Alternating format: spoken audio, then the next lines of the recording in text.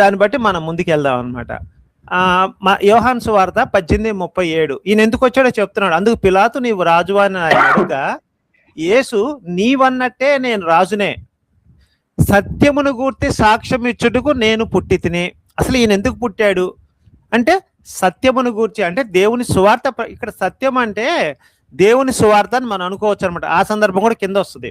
ఇందు నిమిత్తమే ఈ లోకం పంపబడిన దేవుడు ఎందుకు పంపాడాయా అంటే సత్యమును గూర్చి సాక్ష్యం ఇచ్చుటకు ఈ లోకమును వచ్చి తిని సత్య సంబంధమైన ప్రతివాడును నా మాట వినును.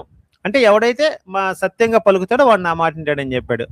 ఆయన నెక్స్ట్ లూకాసు వార్త 4:43 ఆయన నిరేత్రియా పట్టణంలోని దేవుని సువార్త ప్రకటింపవాలని ఇందు నిమిత్తమే నేను పంపబడుతున్నాను వారితో చెప్పాను.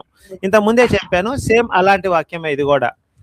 నెక్స్ట్ యోహాను సువార్త 17:4-26 చేయుటకి నీవు నాకు అప్పగించిన పని నేను సంపూర్ణంగా నెరవేర్చాను. ఇక్కడ ఏం చెప్తున్నాడంటే ఇది సిలువ వేయక ముందు ఆయన చెప్పిన మాట అన్నమాట. ఇక్కడ సంపూర్ణం అనే పదం వాడాడండి. సంపూర్ణం అంటే 100% అని అర్థం. 10%, 60%, 90% కాదు.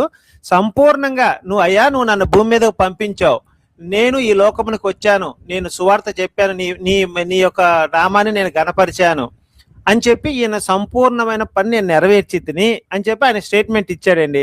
యాక్చువల్గా ఇవన్నీ కూడా ఆయన ఇచ్చిన స్టేట్మెంట్లే, వేరే వాళ్ళు ఇచ్చిన ఎవరు లేవు దీంట్లో.